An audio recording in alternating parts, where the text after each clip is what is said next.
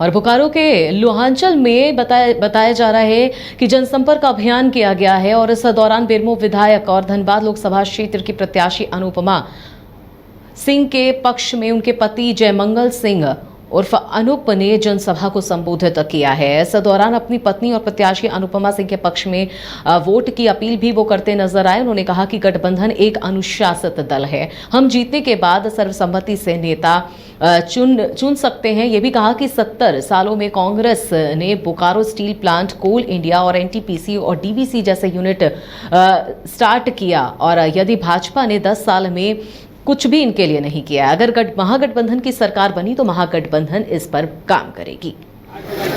मजदूरों की समस्या नहीं है, मजदूरों को जो रोजगार देती है उन उद्योगों की समस्या है और उद्योग खत्म होने वाला है। ये निश्चित तौर पर आप मेरे से लिख कर ले लीजिए। जिस तरीके से निजीकरण हो रहा है, पूरे हिंदुस्तान में सरकारी संपत्तियों को बेचा जा रहा है। आने वाले समय में कोल इंडिया, बोकारो स्टील प्लांट, ये सबको भी बेचा जाएगा और तमाम लोग जो यहाँ पे बसे हुए हैं उनके हाथ से निवाला छीना जाएगा। ये मैं गारंटी के साथ बोल सकता हूँ। क्या इस बार 18 तारीख को अमित शाह आ रहे हैं, कितना प्रभाव दिखेगा अमित शाह के आने का? सर जोगी जी आ गए, राजनाथ सिंह आ गए, आ रहे सुन रहा हूँ। आ तो कोई नहीं आ रहा है, जब आएगा तब बात करेंगे सर। धनबाद में जिस तरह से धनबाद कॉलोनी की मजदूरों की समस्या है, बोकारो सेल में मजदूरों की समस्या है, अगर जीत के आते हैं तो क्या प्लान है इन लोगों के लिए आपके पास? देखिए, हमारे पास नहीं, हमारे महागठबंधन के पास है। ये देश का चुनाव है, ये कोई विधायक और पंचायत का चुनाव नहीं है। यहाँ पे सरकार और देश की जो सोच है उसे एकजुट होना पड़ेगा और निश्चित तौर पर कांग्रेस पार्टी ने 70 साल में ये दिखाया है। चाहे वो बोकारो स्टील प्लांट हो, चाहे वो कोल इंडिया हो, चाहे वो डीवीसी हो, चाहे वो तमाम पीएसयू हो, ये सब कांग्रेस ने निर्माण किया। आज 10 साल में एक भी बड़ा सरकारी उद्योग मोदी जी ने बैठाया। ये कोई विधायक और पंचायत का चुनाव नहीं है। यहाँ पे सरकार और देश की जो सोच है उसे एकजुट होना पड़ेगा और निश्चित तौर पर कांग्रेस पार्टी ने 70 साल में ये दिखाया है। चाहे वो बोकारो स्टील प्लांट हो, चाहे वो कोल इंडिया हो, चाहे वो डीवीसी हो, चाहे वो तमाम पीएसयू हो, ये सब कांग्रेस ने निर्माण किया। आज 10 साल में एक भी बड़ा सरकारी उद्योग मोदी जी ने बैठाया है तो बता दीजिए। किसी ने कल्पना किया था क्या कि 70 के दशक में बोकारो स्टील प्लांट को इतना प्लान वे में बसाया जाएगा? आज अगर इनसे बोलिएगा तो ये कॉलोनी नहीं बसा पा रहे हैं। ये बस जाति और धर्म को कॉलोनी में लड़ाने का काम कर रहे हैं।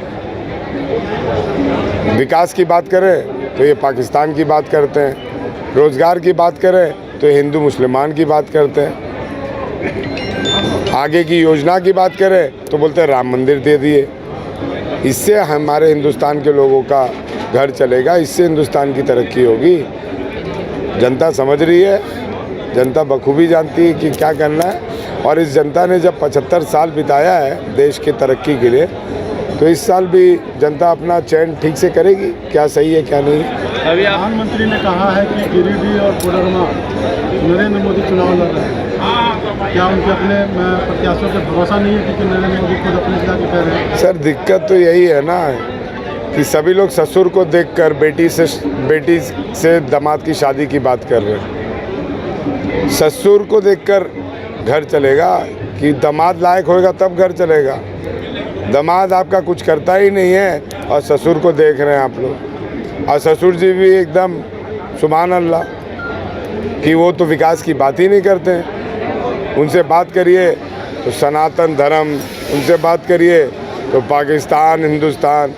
वो पाकिस्तान हिंदुस्तान की लड़ाई लड़वाए थे। पाकिस्तान हिंदुस्तान की लड़ाई देश के आज़ादी के सिपाहियों ने लड़ा था और ये वही भारतीय जनता पार्टी है जिसने 50 साल तक अपने कार्यालय में झंडा नहीं फहराया था हिंदुस्तान का। इसे आप लोग क्यों भूल जाते हैं? इंडिया का कहना है कि दूल्हा है नहीं बाराती तैयार है, आखिर कौन है जय महागठबंधन का दूल्हा? सर ऐसा है ना कि हम लोकतंत्र में रहते हैं और लोकतंत्र में जब महागठबंधन हुआ है तो महागठबंधन पर हम निर्णय लेने वाले कोई नहीं होते हैं कि हमारे महागठबंधन का नेतृत्व कौन करेगा। जब महागठबंधन के लोग जीतेंगे, एकजुट होंगे, उसमें से महागठबंधन के लीडर्स, महागठबंधन के सांसद लोकतंत्र के हिसाब से अपना प्रधानमंत्री चुनने का काम करेंगे। हजारों छात्रों के सपनों को सफलता की उड़ान देता गोल इंस्टीट्यूट 26 वर्षों में 17,000 से अधिक डॉक्टर बना चुका, रिजल्ट फैक्ट्री के रूप में विख्यात, झारखंड के छात्रों एवं अभिभावकों के बीच सर्वाधिक विश्वसनीय एवं लोकप्रिय संस्थान गोल, नेशंस लीडिंग इंस्टीट्यूट। हमारा विश्वास गोल के साथ। कमाल करते हो जी, बच्चे घूमने की इतनी जिद कर रहे हैं और तुम हो कि तुम्हें फुर्सत ही नहीं मिल रही। अब इतनी गर्मी में जाए तो जाए कहाँ?